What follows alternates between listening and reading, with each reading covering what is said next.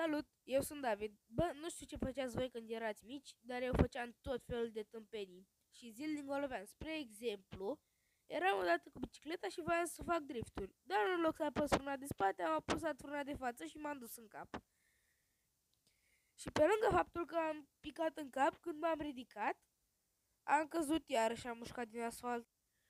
Sau mi-aduc aminte că aveam un sac de box în curte. Bine, vorba vine sac de box, că era un sac de rafie plin cu cârpe. Dar eu mă antrenam ca să pot să mă apăr. Și cum dădeam eu acolo, nu știu cum naiba s-a rupt soara căzând peste mine. Și eu, cum eram destul de mic, m-am lovit că era destul de greu, adică...